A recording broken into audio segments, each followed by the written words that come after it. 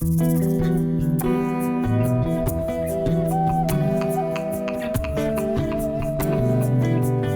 ora koutou katoa, ko Cornell Tukiri tōku ingoa. Kia ora everybody, my name is Cornell Tukiri. I'm the Senior Māori Advisor here at Climate Connect Aotearoa. Now today, I've got a very special guest with me, Dan Te Whenua Walker. Nau mai haere mai ki tēnei kaupapa. Kia ora. Yeah, first question's, ko wai koe, no whea koe. So, who are you and where are you from? Tēnā koe hoa. It's awesome to be here with you and this beautiful kaupapa of what you've created. I'm really proud of you and the team of what you're doing here. So kia ora for that. Tēnā koutou katoa. He honere korore ki te atua e maungaro ki te whenua ua ka ropai ki ngā tangata katoa o kono wea o kono wai te e Māori ora. Ko wai au, huri wake ki au no ngā iwi kei raro e te korowai te manga titoea, ara ko te waka Aotea, ko tito ko wari te tangata, ko manu ia kai ta apu, ko Ngāti Roa Nui Ngā Roi Inirangi Uki Iwi, ko tuku kuia no Ngāti Kahungunu ki Wairoa, me tūhaurangi, ko tuku koro no Tainui me Maniapoto, ko tuku pāpa no ngā kaipuku Wikitoria, ko Ngāti Pākehā tōna iwi. Ka puta mai kou ko Dan Te Whenua Walker. So kia ora whānau, kia ora bro.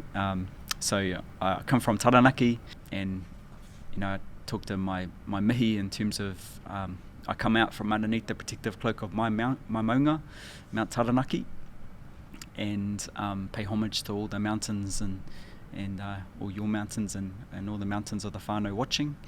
And Mum moved down to Christchurch with the Māori Trade Training Scheme and grew up down in Christchurch. And she met my dad, an awesome Pākehā fella from Scotland and Ireland, so I mihi to my wakapapa through there as well. And grew up down there quite disconnected to who I was, away from my marae, didn't have my reo, and also quite fair looking as well, so a little bit kind of bit of an identity crisis, so to speak, not really feeling like I was brown enough or white enough, and that kind of plagued me in my sort of early years. But moving up to, I did connect with an amazing wahine, Michelle. She's my wife, and we moved up here 15 years ago to Tāmaki Makaurau, and been up here for 15 years. All three of our children have been born up here, and we feel very lucky to be able to live in this beautiful whenua. Kia ora. Oh, ngā mihi,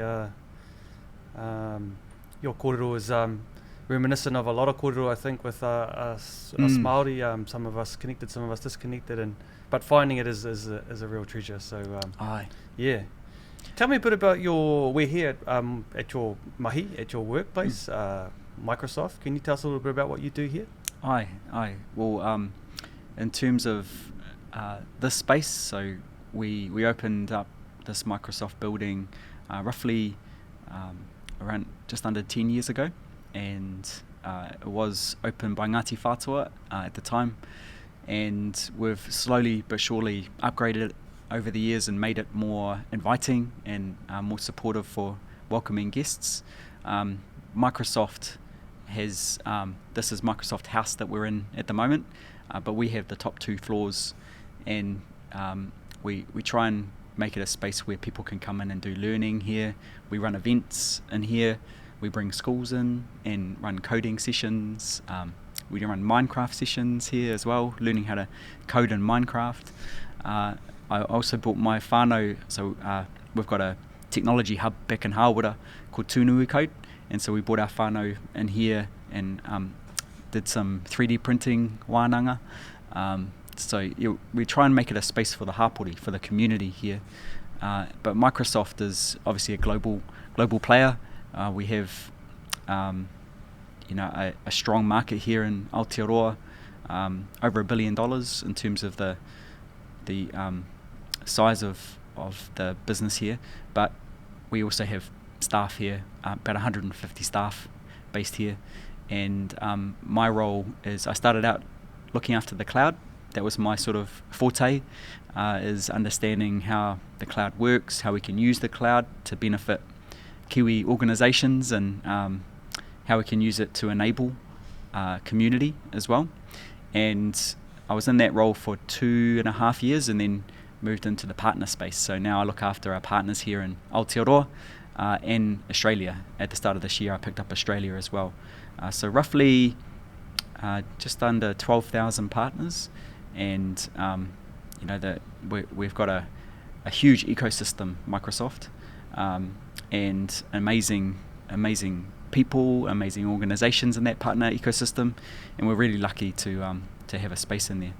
In terms of my other hat, is I'm the Indigenous lead, and work with our team here. We've got a team called Wakahaurua, which is our whānau who are really driving towards Māori and Pasifika initiatives, and what Microsoft can do to support those community, our customers, Māori customers, Pasifika customers, as well as our employees as well, in terms of helping them on their enablement, their cultural competency journey, and a variety of other initiatives around that too.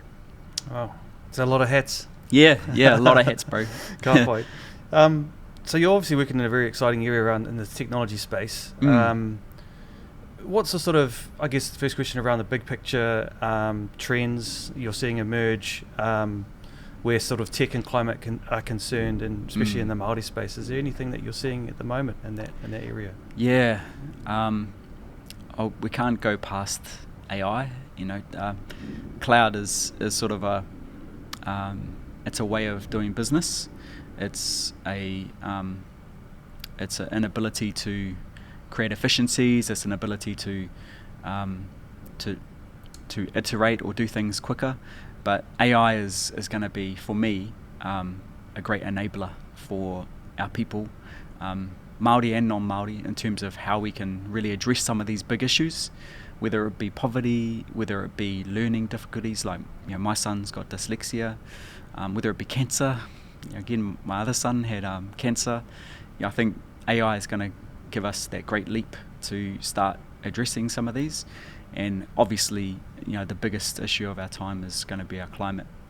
And I'm already seeing some, for many years there's been a lot of great things out there and Microsoft solutions in this AI space, but it's going to be able to go to another level when we think about agriculture, which is New Zealand's, Aotearoa's biggest industry or sector, and then even for Māori though as well, we've got many whenua land trusts, we've got a lot of our Māori land, using AI and the management of that, how we can use it for things like forecasting, looking at the health of our whenua, our water, and using some of the data points that we've got to be able to actually look into the future is going to be really a massive opportunity for us.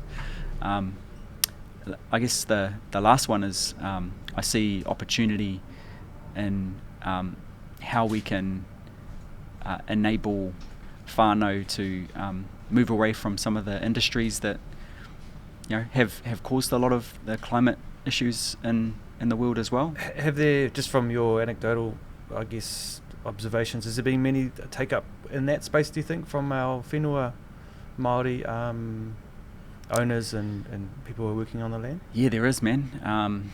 There's some real innovative land trusts in central North Island who are using something called Farm Beats, and that's an AI and IoT, Internet of Things solution, where we connect in to many different data points and use it for measuring the health of, or the hauora of soil, of water, of measurements of all aspects of those things. So that's actually been around for a while, but we're now able to take that to another level, and there's some really great land trusts happening, doing good stuff in that space too. Wow. Your role, when you think about your role in the business you're in, is there a space for Mātauranga Māori in this space that these sort of technology companies occupy, and is it becoming more prevalent that information is important? 100%, Ihoa. I always say that tech is good for Māori, but Māori is good for tech, and it's because we can bring a lot of values to the discussion that aren't always considered. Just our perspectives around ownership, our perspectives around connectivity, how we truly connect through whakapapa into everything. These are things that I think the world is catching up to now, and some of those values can really help inform new ways of using technology. We saw the opportunity actually 3 and a bit years ago, when there are very few Māori, but we could see that kotahitanga with other indigenous groups like Pacifica, like the Native Americans, like the indigenous Canadians, South Americans, some Hawaiians, and we came together to create Indigenous at Microsoft. So there's only about 40 of us when we first launched, and now we've got over 3,000 of us, and that's a real community, and that's our superpower, man, of how we collectivize, how we come together. If we can just harness that in the right way for tech to start bringing a different perspective and different worldviews into this space, amazing things can happen. I truly believe that. Fantastic. I guess a question that I've had here is, to us as Māori, there's some taonga or precious possessions that are both tangible and non-tangible, and examples of tangible is our whenua, and the non-tangible is our connection to it. So there's those stories of Papa Tuanuku, our ancestor. So our connection to it is different, I suppose, as Indigenous people. Can, I guess, technology play a role in helping us guide us in this changing world without, say, compromising our core values as Māori and our Mātauranga as well? Like, because sometimes you can have tech or those sorts of areas and go into a kaupapa and go, oh, have we done everything correctly in accordance with ourselves first? Do you know what that kind of area? Does that? Yeah, I think there's a real. If I look at regulations around AI, there's a real push to say we've got to put boxes around this and regulate it, and put a lot of Pākehā style frameworks around it. When I actually think a Māori worldview offers a new way of thinking for things like AI, for things like technology in general. This concept that we know about relationality, the concept of how we build relationships with another, and how we connect. We do a mihi to this land, we do a mihi to the sea, and we do a mihi to the maunga. And the concept that they're not human doesn't come into that kōrero at all. That is something that I think tech needs to think of as well. Tech, there's generally an othering of technology. It's like that's separate to us as humans. But actually, if we think of it from a Māori worldview, we're connected. From a whakapapa perspective, we are connected to it. So what if we started applying the same concepts around pepeha, the foregrounding of the aspects of, as an AI, where do you come from? Who are your creators? Who is your, where's your whakapapa from?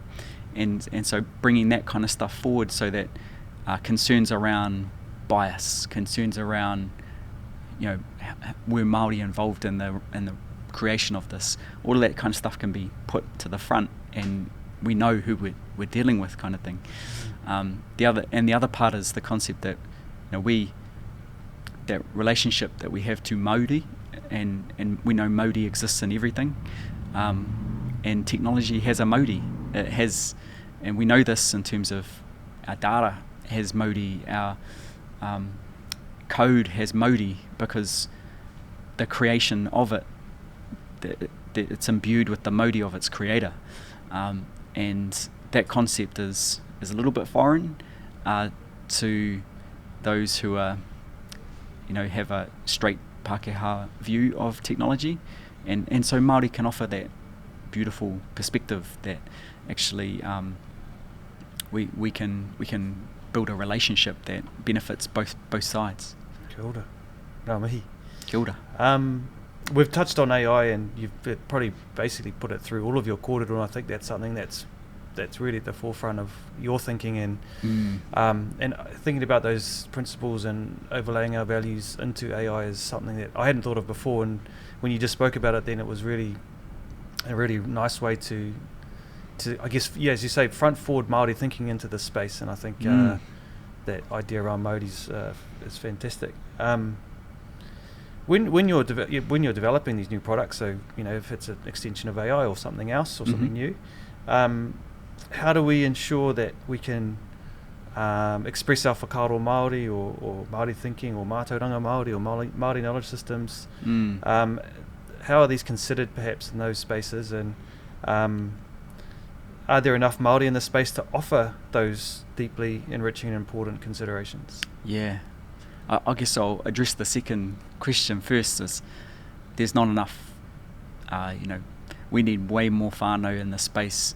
And if I look at Auckland alone in terms of the amount of Māori who are in the AI space specifically, I could probably count on two hands who's actually properly in the space. So therefore it's an opportunity as well, a massive opportunity. When we think about the changing environment for employment, the fact that redundancies are happening more and more, the fact that industries are going to be wiped out through climate change, there's going to be this industry that's going to need a whole lot more people. And if we can do it in the right way and skill up our rangatahi, our pakeke, even our kaumātua and kuia, then they can pick up some of these opportunities. So we need a lot more Māori, and we need them to help create culturally responsive AI to truly engage in a way that that helps companies like Microsoft and Google and Facebook and all these companies using AI to ensure that they are engaging, to ensure that the perspectives are brought to the fore. All of these important things that it's not the fact that they're not being considered, it's the fact that there's just not much of an option there. So we need to be intentional. I'm saying on both sides. Microsoft needs to be intentional, but so does Māori. We need to be thinking right now about our rangatahi coming through. Can we start pushing them, not pushing them, but persuading them to start moving into these spaces and picking up the opportunities that are going to be there. It's needed, definitely. And yeah.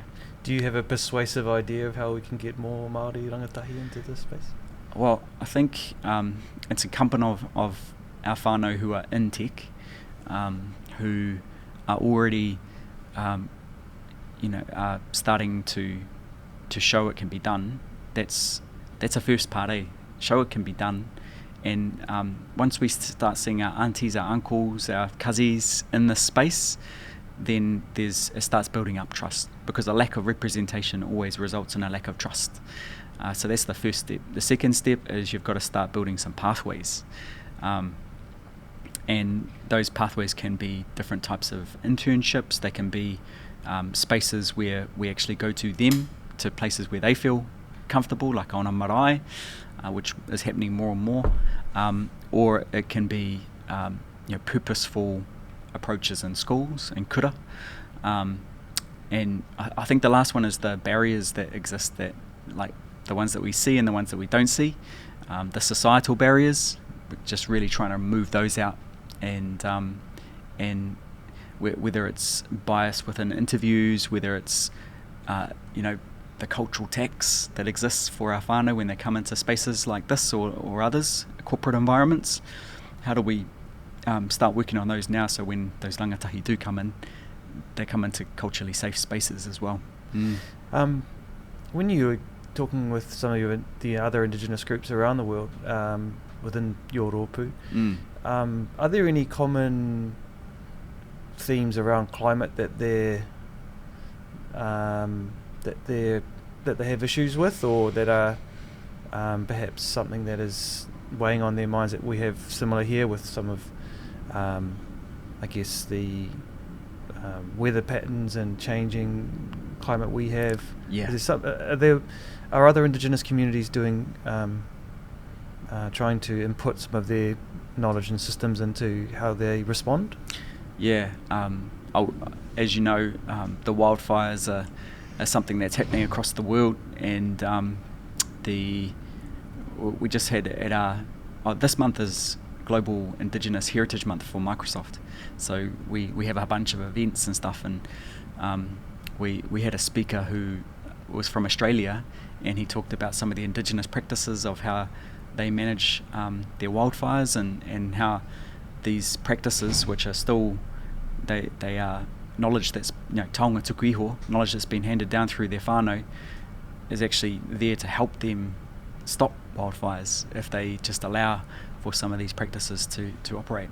And then we heard from some whānau in the US who have some similar practices as well. So it's really fascinating hearing about like, even though there was a very small chance that the Australian Indigenous got over there often, they had similar whakaaro, and they had similar Indigenous worldviews around that kaupapa. So we're hearing a lot around water, we're hearing a lot about land management, and certainly the taiao in terms of the weather patterns is a real concern as well. But that concept for, we're listening to a Cherokee leader. He was talking about the fact that we didn't live in one space. We very rarely made a whare that just stayed there forever. We were a little bit nomadic in terms of how we moved around with the taiao, and that really struck me in terms of humans have kind of evolved to just stay in one place, but that's not necessarily how Indigenous worldviews looked at living. They were much more sort of in harmony with our environment. Kia ora. Final question around, I guess, a tip for Māori businesses out there as they embark on their journey of incorporating Mātauranga and Te Ao Māori into their tech or into their business practices and things like that. Yep. From your perspective, is there anything that you could offer, or any tip you could give to any of those businesses and people out there? Yeah, man. Stay tūturu, tech is just a platform. It's just an enabler. It's not the answer. And I know tech gets sort of, I guess, it can be a bit sexy and it can be a bit cool, but all it really is the enabler behind your actions. So just stay real tūturu, real clear around your purpose and how you serve your whānau, your hapu, your iwi, and then the tech will be just in the background to help do that. That's probably the first one. And then the other one is I still believe in that superpower piece. There's amazing kaupapa out there that help to collectivise, help us come together. That kotahitanga, that whanaungatanga, that's real. That stuff makes a difference. And if we are willing to lean into that, we can create massive opportunities. I've seen it. I've seen Māori small businesses thrive just through the networks alone of how we come together to support them. And that is also non-Māori, so using that superpower on non-Māori to create these benefits for your business too. Oh, ngā mihi. E tino mihi ana ki a koe e hoa i tō whakaaro nui mai. I tā tāua kōrero i tēnei rangi nei. Ka nui te mihi ki a koe. Kia ora. Ai, me koe hoki e hoa. Ngā mihi ki a koutou.